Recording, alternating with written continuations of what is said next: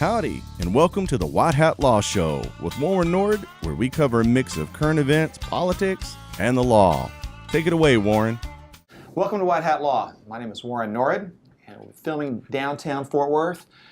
Today, our guest is Andy Nguyen, and Andy is County Commissioner for Tarrant County. He's one of 5 people who sit on the Commissioner's Court.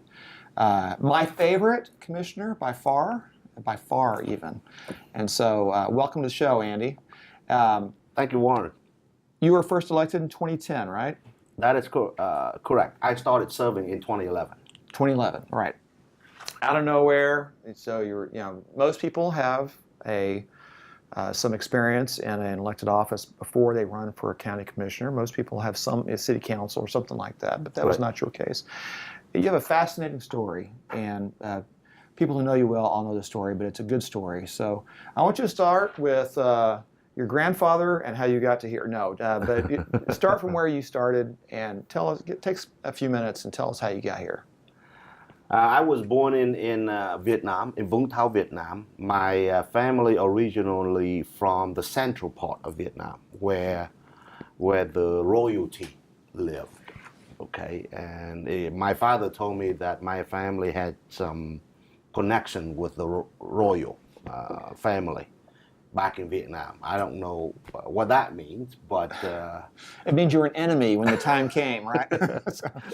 So I was born in Vũng Tàu. It's a very beautiful coastal city. It's kind of like Hawaii almost. Okay, it was a favorite place for American GI back during the Vietnam War. I was born there, and when I turned 8 years old, the Saigon fell. And the communist forces came, they shelled my house. Luckily, we were not home. My father had the intuition to take us to the ocean. We kind of hid out in the ocean for a while. We tried to get to international water and catch one of the American ships to leave the country. I had no idea what happened, but the owner of the boat, it was a fishing boat, she decided to turn around and went back home.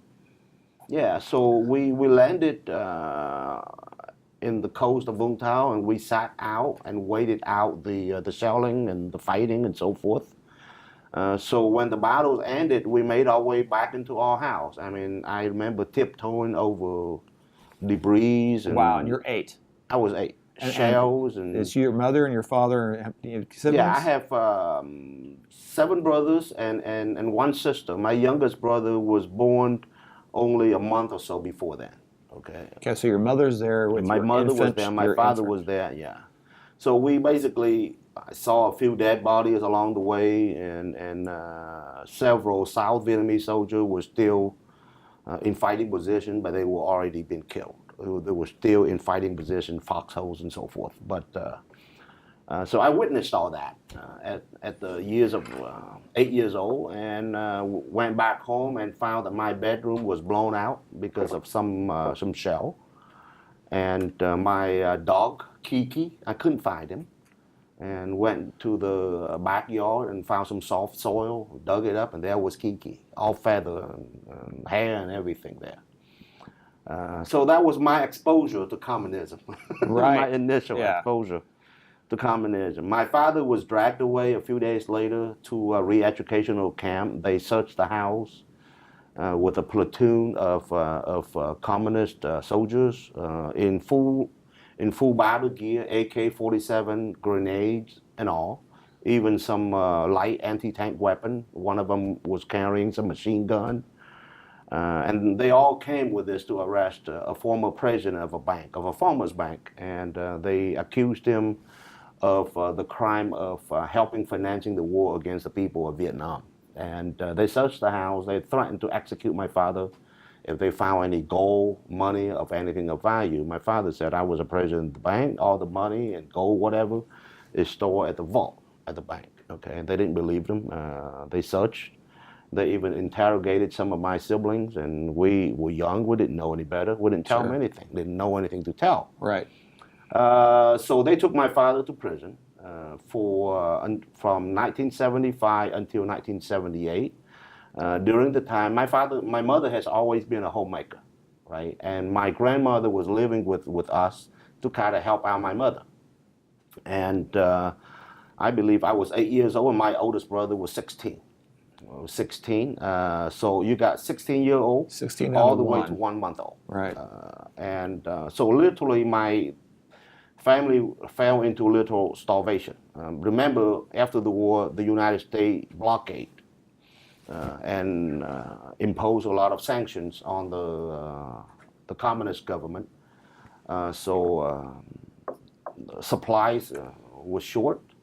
The communists nationalized all the food supplies, whether it's fishery or farming products, agricultural products, whatever. Everything became nationalized.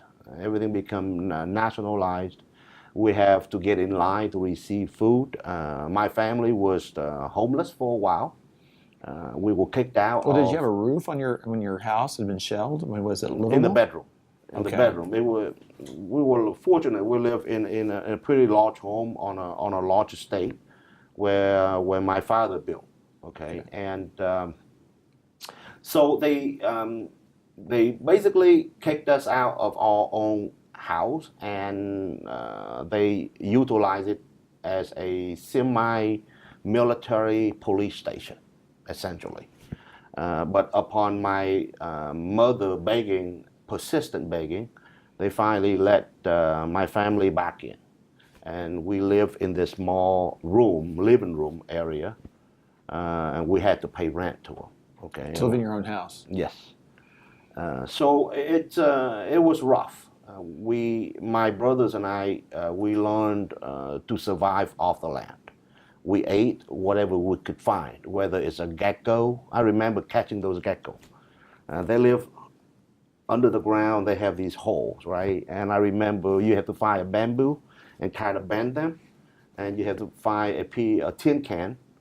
Then you have to remove the two tops of the tin cans, right? And the way we remove it, we would basically scratch them back and forth on concrete. Okay. Right. And the friction basically reduces the metal until the bottom falls out. Okay. And then we would cut them and bend the metal around the bamboo handle. Have a little string, pull it down, and with a little piece of wood, and we would keep the handle bent down, and with a little knot, right? We would plant it right there on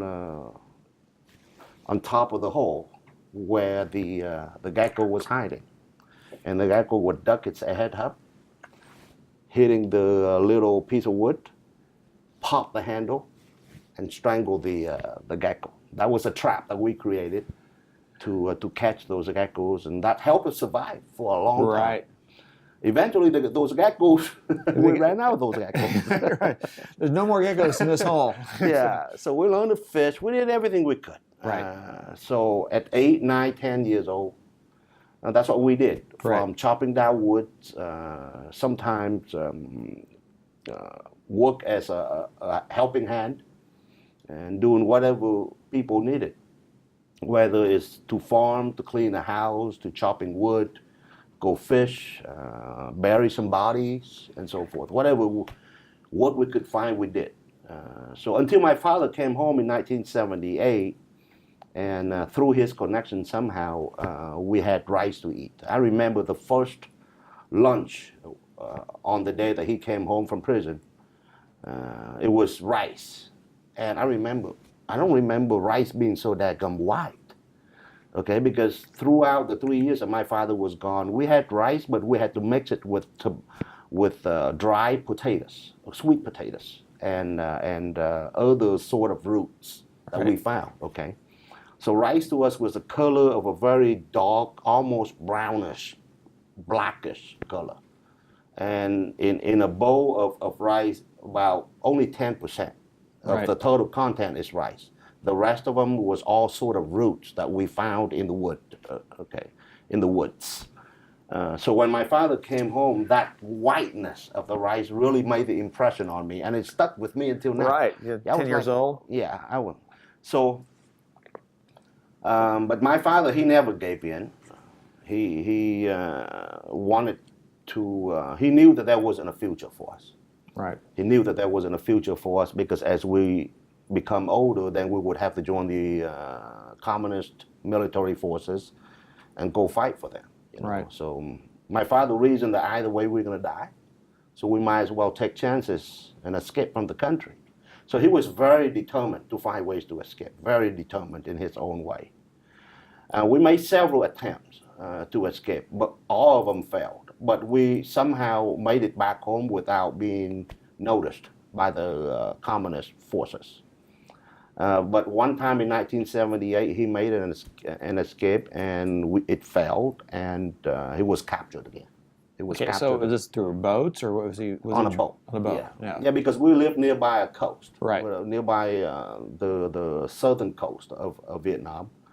And a lot of people from Saigon and other places in Vietnam would congregate there, finding ways to escape. Okay, find ways to escape. So my family, we basically grew up there. Right. So it was relatively easy for us to know the lay of the land. Right.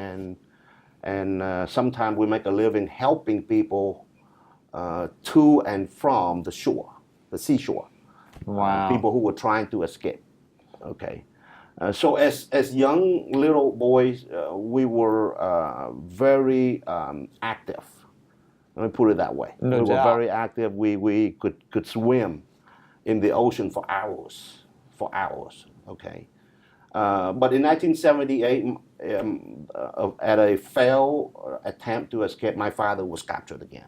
Okay. And later on, I learned that he wanted to commit suicide because he didn't think that he would be able to suffer through years of concentration camp. But he said he decided to live just because of his family, of us, his children. He felt an obligation. Okay, Right. So he didn't kill himself. So he went to prison. My family fell back into starvation again. So at that time, my older brothers became a little older, right? Right. 19, 18 years old. So they went to work. They mostly work in farms and places like that. And my second brother, who is now a Catholic priest in the Diocese of Fort Worth here, Holy Family Parish, he went to work and he would save whatever lunch that he got. It was part of the deal, right? Right. They pay you a little bit of money, and by the way, I'll feed you lunch. Right. But instead of eating the lunch, he would pack those lunch home and make sure that his younger siblings are fed. I still get emotional. I can only imagine. I can only imagine. It's not the childhood I had. You know. I know. But my childhood was reruns of Gilligan's Island and Ponderosa. so we, you know, the human endurance is amazing. We all have a superhuman being inside of us. Right. It doesn't come out until you face adversity. And that's why I think adversity does make you stronger if you choose to let it make you stronger. And so anyway, make a long story short, we suffered through, and then in 1979, there was another failed attempt in the village. And my first two brothers decided to join the boat owner because he didn't want to go to prison. So he said, look, I'm going to make an attempt to leave anyway, even though we didn't have the enough supply. So I didn't want to be captured. So he ran around the village calling for young men and women who wanted to go to America to join him. Right. Just make sure you bring food and supplies and oil, whatever you have at home, and diesel. Well, a bunch of people joined him, including my first two brothers, and none of them bring anything. So they gunned the boat because the police were going after them. They gunned it all the way to the international water. And I don't know, the boat engine must have been made in China or something, but it broke. So they floated in the ocean, in the Pacific Ocean for 30 days without food and water. We gave up on them. We haven't heard from them for so long. We thought that they were dead, my siblings and my mother.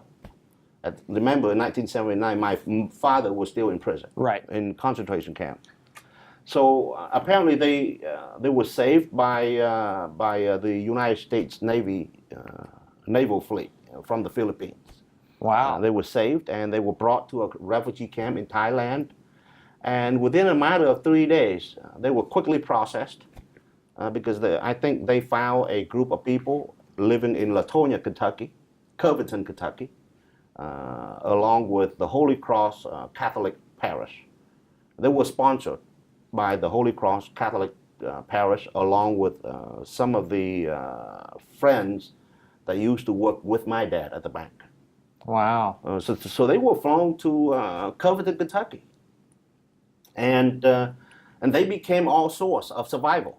They would send home boxes of supplies, American supply. Wow. Boxes. So it makes it through the post-service all the way That's right. to you. To Vietnam. Wow. Okay. And the funny thing, I remember the government officials, the local, talk about corruption, the local government official, every time if there was a box Right. of merchandise shipped home, they would be the first to know. Right. Okay, and they would come knock on the door, and they said, "Okay, congratulations, you got some stuff from America. We like to be the first to buy some of that merchandise from you." Okay, and they would pick all the stuff that they want, and they said, "Well, I'll give you this much." And my mother said, "Okay." You don't count it off. And they would have the first shot at some of the best stuff. Right. And they would probably resell it in the black market for 100-fold. Right. Okay. But that was how we survived. Because Sure. my first two brothers came here. They lived in Kentucky and they went to work. And they would send merchandise home and so forth. I remember there was a bottle of Bengay. I didn't know it was Bengay. I had an injury trying to chopping woods from the jungle, and the stick poked into my chin here. And after a while, the wound became infectious. It got so bad that I couldn't even walk. I had to crawl everywhere, right? And there wasn't any doctor or nurses or medical agency there. So I found that little tube of Bengay. I didn't know it was Bengay. I kept... Maybe this do something. Right? I put them on there. And eventually it healed. Okay, and then later on I came here. I was like, really? I've been putting Bengay in the wound, you know. So it's stories like that of Sure. ignorance, Right. and somehow, some way, miraculously, we survived. So We when survived. does your dad get back? Your My dad was- father got released in 1981. Okay. In 1981, and he planned another escape. And at that time, the communists were sending spies after us, right? And we knew that they were looking, they were following us. So my parents decided that my mother would stay behind with my youngest brother, along with my grandmother. And on the day of execution, my mother and my youngest brother would pretend to do work in front of the house. Right. And my father and myself and 4 other siblings, we divided up into, 3 different groups. And we would sneak out to the back and to a designated spot, and then we would rally to an area with a smaller group of people, maybe about 20 of us, and we would jump onto what we call a small fish, which is a transport boat. Right. Okay. And then multiple transport boat would basically zoom out to a designated spot somewhere in the deeper sea. And that's where we would transition onto a smaller fish. Those are slangs, right? Which is a bigger boat. Right. It's still a fishing boat. It holds about 80 people. Right. Okay. It's a wooden boat. And so I think on that trip, there were a total of 81 people. We were sardined into the hold because we didn't want the cops, the police, Right. to know. So they would gradually act as if they went fishing.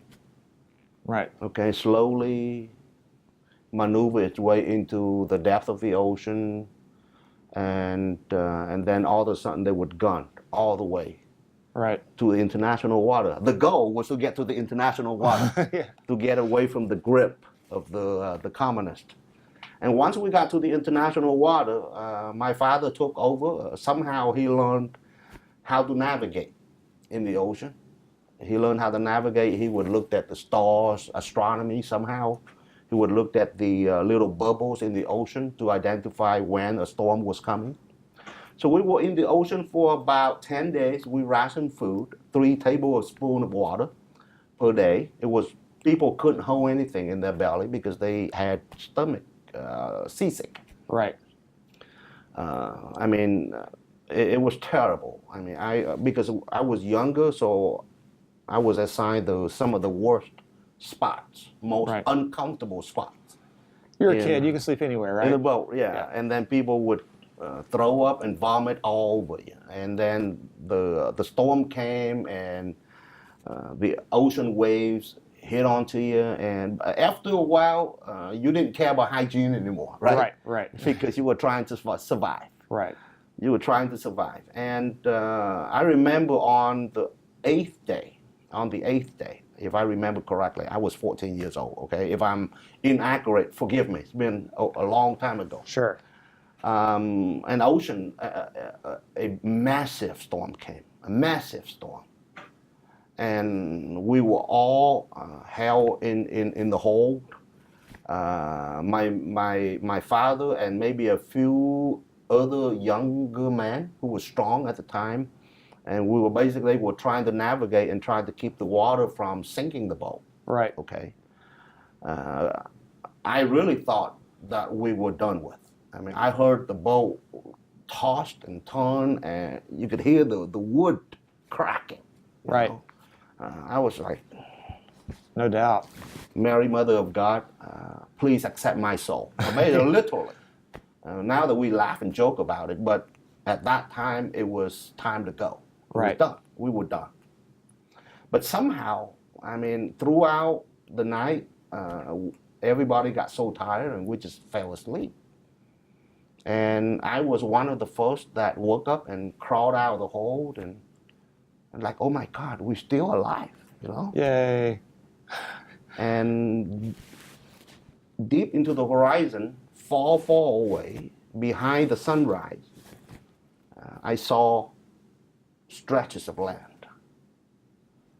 And I started yelling. I was screaming on the top of my lungs, land, land, land.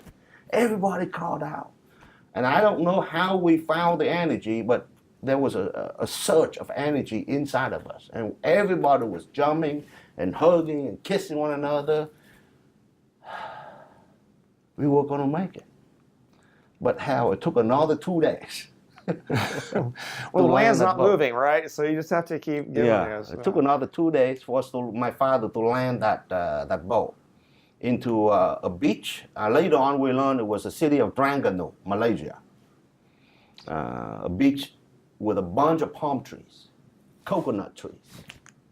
And apparently that was my first introduction to Caucasians. There was some Caucasian folks living on, I guess it was a beach house or something. They came out and they took care of us, they fed us, and they were really kind to us. And I don't think they lived there. I think they're more like tourists. Right. And they called the Malaysian police. The Malaysian police came out and kind of rounded us up, and they broke us into men and women and children. They searched us and, took away some jewelry, something valuable, and basically put us on a bus and transport us to Pulau Bidong, which is a refugee camp that locates on an island. That place was infested with rats. I remember rats is about the size of a cat. And they live under the beds, the bunk beds, okay? At night, in order to make way through the refugee camp, we had to have in our pockets rocks, small rocks. We would toss the rock ahead of us, and then the rats would scurry away. That's right, and then you would make your way forward and you toss another rock, and that was the way you navigate throughout the refugee camp at night. But it was probably some of the best time of my life. It was carefree. Right. You didn't have to worry about food or anything like that. The United Nations and the American people took really good care of us. It was hardly any time we short a supply. At one time, there was some dispute between the boat people, the refugees, and the leadership of the refugee camp, the Malaysian leadership, and that resulted into a fight. And so the leadership of the refugee camp decided to cut off supply for like a week. So we trapped rats and ate rats for a week Oh, there you go. to survive. So we Sure. did that. Okay. That's better than gecko, right? So, I don't know. I was 14 years old. I didn't know any better. So we would make shift raft, and we would push ourselves into the ocean. We'd catch fish, Sure. big old fish. You know, it was hard, but at the time, you know, you don't know what you don't know. So Sure. it was a pretty good time. You know, carefree. You don't have the stress that you do now. So about 6 months later, we were transported to Sungai BCA, another transitional refugee camp in Kuala Lumpur, which is the capital of Malaysia. Okay. And there we received vaccinations, treatment of any diseases and so forth. So we all were your taught- family that left with you, you're still with them all. Okay. Yeah, my father and myself and 4 other siblings. We learned English there. About 3 months later, we received an order and visa and passport, and we were flown to United States. I landed on the airport of Los Angeles on August 26, 1981. And from there, we And how old were flown you? to. I was 14. You're 14. We were flown to Cincinnati Airport. My first 2 brothers, along with their friends, and some of my father's former associates, bank associates, came out and greeted us, and there I began my American journey. Wow. Well, that was exhilarating and exhausting and Yeah. scary. All those things. Celebratory, I guess, at the end. Well, let's take a break just for a minute, and then we'll come back and hear the second chapter of Andy Nguyen as he goes from brand new resident, citizen, and county commissioner. We'll be right back. Hang on, y'all. More with Warren when we get back. Welcome back, folks. You're listening to the White Hat Law Show with Warren Norris. Take it away, Warren. And welcome back. Today we've got Andy Nguyen that's telling us a story. Coming to America, a successful Vietnamese immigrant. So we just heard how you got to Cincinnati. So picking up from Cincinnati and learning English, what happened next? So we settled in this small apartment where my first 2 brothers lived, and it became a little bit too tight. So we tried to move to another house, and that house was too expensive. And we received some help from the Holy Cross Catholic Parish. Now you've mentioned them a couple times. So were they were your sponsors? Is that right? Right. Okay. So they kind of oversaw your health and well-being during that time. Yes. Okay. We didn't know any better. And your brothers were working? What were they doing? My brother were working. My oldest brother was working full-time at a company called Green Industries. It's a chemical company. Okay. And my second brother was going to school. He was going through high school and working part-time at night. And so everybody spoke at least some English. I didn't speak any English except yes and no. Okay. My father spoke some broken English, but mostly he spoke French. He still speaks French. Other than that, we were all trying to learn English. On the fly. On the fly, yes, exactly, as they say. Yeah. But essentially, we finally received the support from the Holy Cross Catholic Parish, and we moved into this, I believe, was like 1,100 square foot house, and it was, let me see, 7, 10 of us. My first 2 brothers, my father, myself, 4 other siblings, and then we had 3 other guys that basically came here by themselves without their family. So they kind of moved in with us. And so 10 of us live in a house of 1,100 square feet. I didn't realize how dadgum small it was until I came back and visited it. I was like, wow. I knocked on the door and the new owner came out and I introduced myself.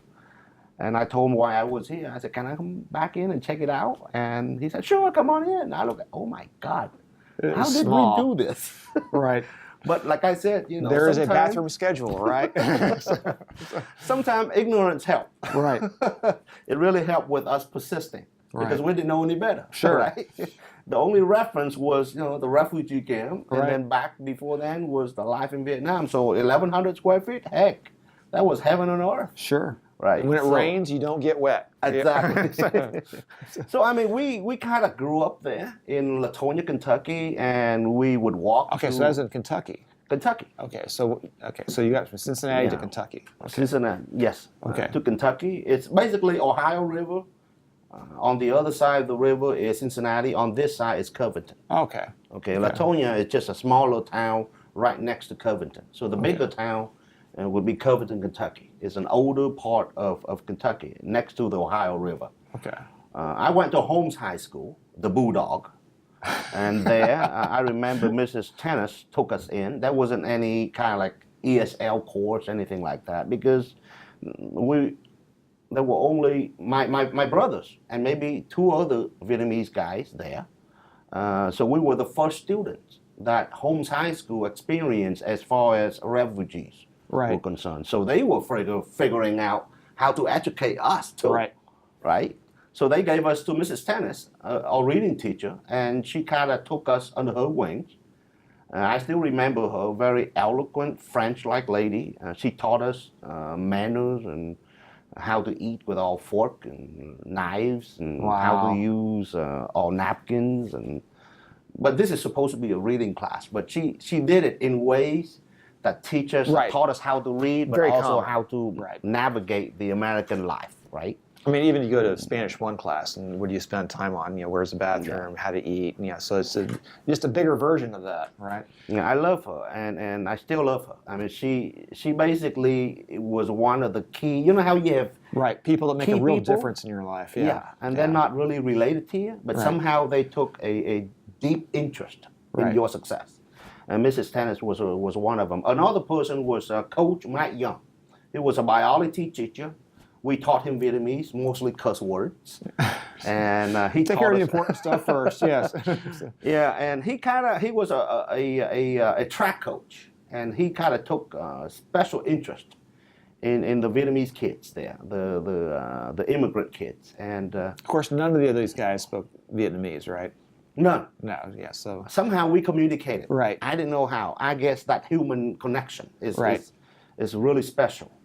I guess the same connection when you connect with someone. You don't necessarily have to be able to communicate verbally, but somehow you're able to connect. I think that's what I had with Mr. Mike Young.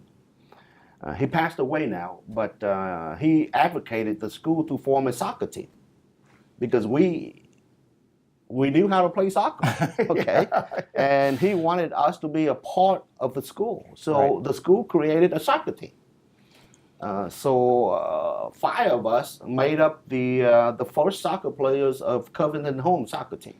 That's great. And then we picked on some new kids there who never played soccer before, and we taught them.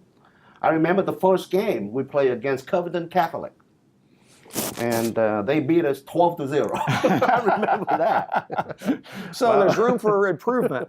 Lots of room for improvement because the other guys, they never played soccer before, so they always get called for handball, right? You're not supposed to use a hand to catch the ball. But, that was how we got immersed into the American way of life, and we loved it. It was difficult because, there were always stupid kids that make fun of you and call you names and call you ching chong ching, that kind of stuff. But that's okay. They'll use other names against people who look different. Yeah, it's just sometimes it angered me, but it didn't really bother me that much. I don't think about it because I always said, I mean, we survived AK-47. This is We really not that big a survived deal. Vietnam Yeah. War, little bullies here and there is really no big deal. That was my attitude toward it, But I remember this guy named Doug Jones, a big football player, constantly picked on me, with those wet towels in the locker room. Right. It hurt. But I decided one day I was going to fight back. And so I wore a big old belt with the buckle of a bull head. And when he did that, I fought back. I was probably, I don't know, 100 pounds, fighting a 200-pound linebacker. Yeah. Didn't know it better. So we fought back, and he chased me out of the gym. I ran across the football field and jumped the fence. And they followed me, and they eventually caught me and two other friends. They beat the heck out of us. But somehow, some way, when we turned junior, we became really good friends. I had no idea why, but we kind of hung There's out. a certain respect, even if you lose the fight. It's like, well, okay, he's not going to just take it, So that was my introduction to American high school life, and eventually. I'll be your torturer for the high school. Yeah. I remember the first year in 8th grade, we failed every other classes except for mathematics. I mean, we were like top of the class. We didn't even have to, I remember geometry, Mr. Broom, he would sit all the Vietnamese students in the back and he would let us play cards. And everybody else was having to follow him on the board, on the whiteboard, and we would get to play because mathematics, for us, we were, I think, several levels above the American students. Okay, so we didn't even have to follow the class curriculum because our mathematics capability was a lot higher. And once in a while, my older brother, he lives in Grand Prairie now. He has a master's degree. Currently, he's working for TI. He graduated top of his class, despite the fact that 4 years earlier he was a refugee who couldn't speak a word of English. Right? I remember him every once in a while. He would say, "Mr. Broom, you need to rethink that. That's not right." On one of the equations he did up there. So Mr. Broom said, "Oh, okay, yeah, you're right. Okay." So he corrected his own professor or teacher. But anyway, that was how we got immersed into the American life. It was difficult. I wouldn't say it was easy, but it was exhilarating at the same time. It was exhilarating at the time. What got me through it was the soccer games. That's really, I got into soccer. My dream was to become a professional soccer player. That was my first dream. And I got a scholarship to play for Wabash, Indiana, but my father talked me out of it. So I went to Kentucky, University of Kentucky, joined the ROTC there, and eventually graduated with a minor in military science and a bachelor in business management. And then the Army sent me to officer basic course in Fort Sill, Oklahoma, right? There, we were told that upon graduation, we will be sent to Iraq, Kuwait.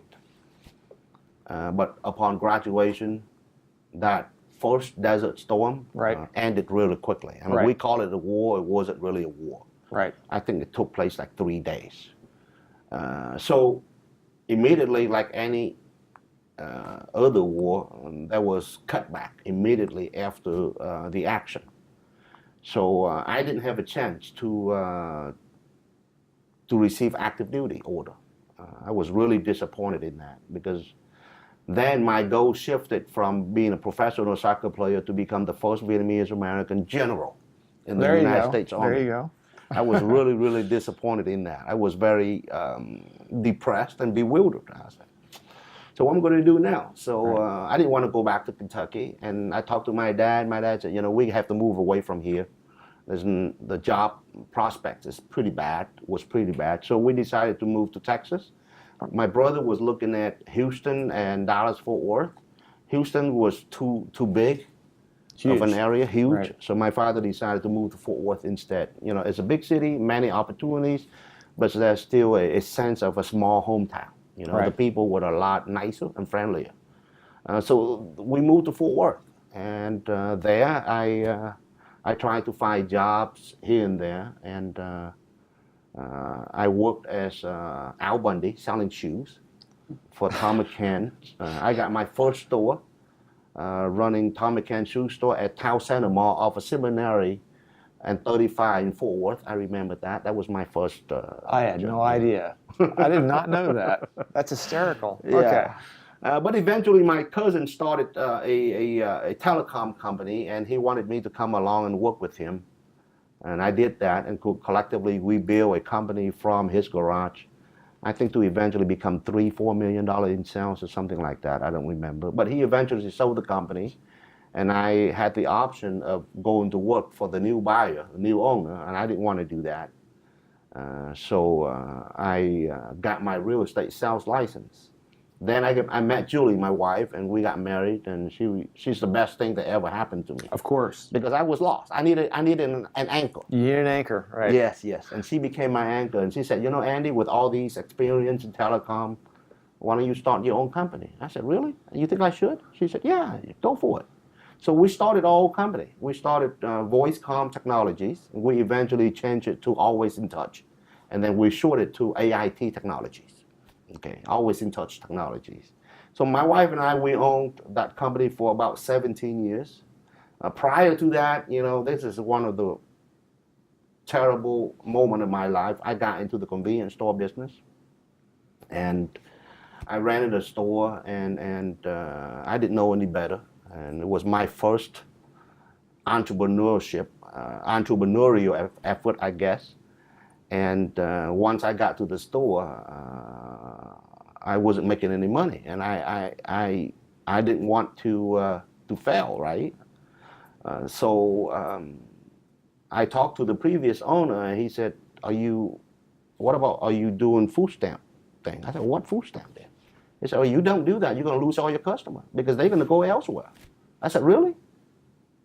They said, yeah. So everybody's doing it. Oh, okay. So I didn't want to fail. You know, that drive. Sure. That drive. And I said, you know, I compromised my value. I really did. And that was a mistake. I don't know how to say it, but it really turned me into who I am today. And I remember I made a couple transactions there, and I guess it was the Lord who intervened in a timely manner. It happened to be a sting operation. The police recorded the whole thing, and they came into the store and they arrested me, and basically brought me in. And I remember I was sitting on this milk crate, and I swear I was tearing up. I was beating myself up pretty hard, you know. And there was this policeman. He was in a black, kind of like this shirt here, a complete black. And he stood behind me and he put his hand on my shoulder. And he said, son, it's all right. You're going to be okay. This is not the end of the world. To this day, I don't remember who that guy was. But I tell you, that right there saved my life. That really, really saved my life. It stuck with me until today. And from that moment, I made a commitment that I will never, ever compromise my value. It's a commitment at that moment. And from there, it's I don't know how and why. I can't explain it. Right. Spiritually, I really can't explain it. But that was the moment that launched Andy Nguyen. That was the moment that launched the Andy Nguyen. So what year was that? Gosh. Or thereabouts? 80, no, can't be 80. 90, 91. Okay. There was a whole article wrote up about it on Star Telegram. I later found, I didn't know. Right. So I got involved in the community, worked, volunteering, did a lot of volunteering work, teaching ESL, helping out the poor, helping new immigrants. And so was this, you still have your technology organization? Yeah, we're still running the company, and we kind of got it into kind of like a pretty good position. Okay, and then some people tried to recruit me into community work, and I got sucked into it. Right. So pretty much for about 6, 7 years, I operate as the leader of the Vietnamese community. I was the person that interacted with what we consider the mainstream. Right. Okay, we have all the cultural activities, and then if we needed to interact with the mayor or with a council member or with the political candidates, Right. I would be the person that interacted with the what we call the mainstream society. Right. Okay, and you know Craig Ownby. Sure. He always brought his clients along and get me to support them Right. financially and or politically. And I remember it was 2010, right? Yeah, it was 2010. It was around November or so. He brought Matt Hayes, Justice Matt Hayes. Sure. Came by my office. My office, I remember at that time, locates off of Trinity Boulevard, off of 360, right? Right. Nearby the American Airlines headquarters. And I was complaining about Obama, some of the policy, and I saw some resemblance to the communist policy that I experienced in Vietnam. I was basically complaining like most Right. people were at the time. Welcome to America. That's what we do here. We complain. And Craig Ownby said, you know, why don't you put your money where your mouth is and run for public office? You know, do something about it. You know? And I said, well, maybe I will. I said, well, so what should I run for? I was thinking maybe city council, school districts or something. And he said, you know, well, have you thought about being a county commissioner? I said, what is that? So I started to do some research into it.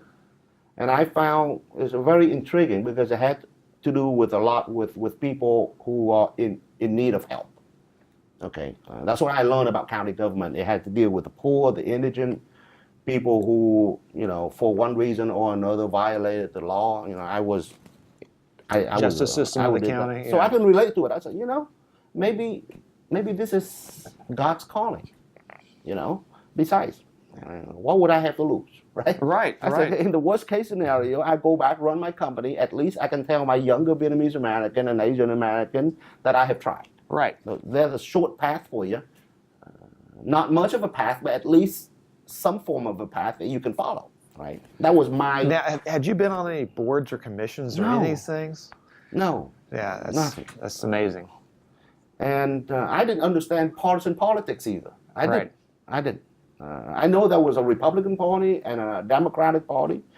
And for one reason or another, due to historical events, I didn't like the Democrats because they were very detrimental to the effort during the Vietnam War. And so I didn't like it. So I always associate myself with the Republican Party, but not in the partisan kind of way. You know what I'm saying? Sure. The values and the various events. So I decided to run, and I think that decision was made on December 25th, 2010. My wife and I went to church, midnight mass, Christmas midnight mass, and as we was driving away from the church, I texted Craig Ownby, and I said, let's roll. And that was how we got started. And I called my friends over. I said, look, this is what I decided to do. I don't know how this is going to be. I don't know how it's going to pan out. I just need your help. And everybody sprung into action. I mean, they put together 2 fundraisers. Each, I believe we had about 600 people, mostly Vietnamese. Sure. And totally they raised about $90,000 for me to run in that primary. And I didn't know any better. So, you know, the whole stint that I had to do with the food stamp, I thought all that was put behind me. I didn't know. Yeah. That was brought out. Sure. To be honest with you, I wanted to quit. I said, wow, you know, I didn't want to bring this much pain and shame to my family. Everything comes out. Everything came out. And my father told me, he said, Andy, you may be many things, but you are not a quitter, because I wasn't a quitter. So keep on doing it. You know, you do it for the right reason, keep doing it. So I kept on. I kept on with a lot of people's help, grassroots, Republican, minorities. I have no idea how I did it. I have no idea. The best I can explain it, it was a miracle. It was a miracle. God intervened somehow, and people put me on their shoulders, and they ran. And It was a miraculous election. It was exhilarating. It was scary. It was frustrating. Every emotion that you can name in the English language, I experienced. Well, you've done quite well. You've been reelected twice, and now you're running again, of course, this November. You'll be on the ballot again for another 4 years. What do you think that you're most proud of that you've accomplished in the last two terms? You know what I'm most proud of is I'm a servant. Deep down, really, I know it sounds weird, but deep down, I'm a servant. I think it comes across, and I'd say that I know all the county commissioners, and I know a lot of city council people, and some people come across as I am the candidate, the office holder, and I'm all about me, and the things that I can do because I'm in power, and you don't come across like that. And I think that people see that when they talk to you, that whether they agree with you or not, they know that you're actually trying to do the right thing for the right reasons, and that comes across. And so, well, I'm glad that, because it's just who I am. That's where I came from. I was at the very, very, very bottom of the run. Okay. I think that helps too. That people know. So. That's why I think it's important people hear your story. It's that. I had a back when I was in engineering school, I had a professor who had a number on his arm tattooed because he had been in Dachau, and so he had actually experienced a concentration camp. It was hard to whine to that guy about how hard the class was. You want to whine some more? No, never mind. It's sometimes it's more difficult when somebody knows that your background and you can tell them, maybe you ought to work harder about this problem or that problem. Right. They listen to you because you can say it's not that hard. Really, it's not that hard. Have you ever eaten a gecko? So I mean, as a servant, I'm proud of the fact that because of that attitude, I'm able to understand people, their concerns, their frustration, and because of that, I'm able to understand the needs of the people that I serve, the community, people that I agree with, as well as people that I disagree with, right? And then be able to build a partnership, because it takes a team to do anything. Right. Whether it's transportation, economic development, healthcare, it really takes a team of different kind of people with different kind of political opinion and management experience and so forth.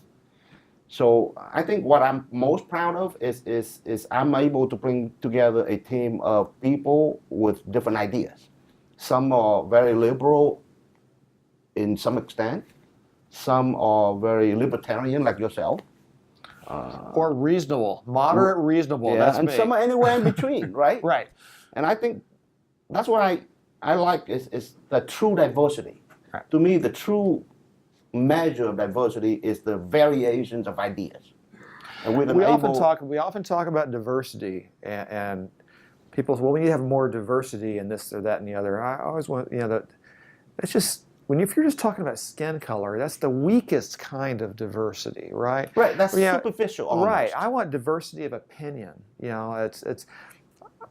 I like Facebook, right? I like to have long conversations, and I like. Yeah, I saw some of your chamber. Facebook posts. Right, They're quite long. I want people to have an interesting conversation, right? Not a bunch of people saying, "Well, I hate him. Everybody hate that person." Yes, we all hate this person and this idea. Okay, next subject. That is not useful, right? It's the biblical admonition. Iron somehow, some way, I think we have to find our ways back to interact with each other at the human level. Right? Not through the political level, not through racial level, none of that. We have to interact with each other from the human level, starting with your family. How many kids do you have? How about your wife? Right. Where are you from? What do you like to eat? What kind of drink? That human level stuff. Right. And then from there we can say, okay, you may have difference from me politically, but that's okay.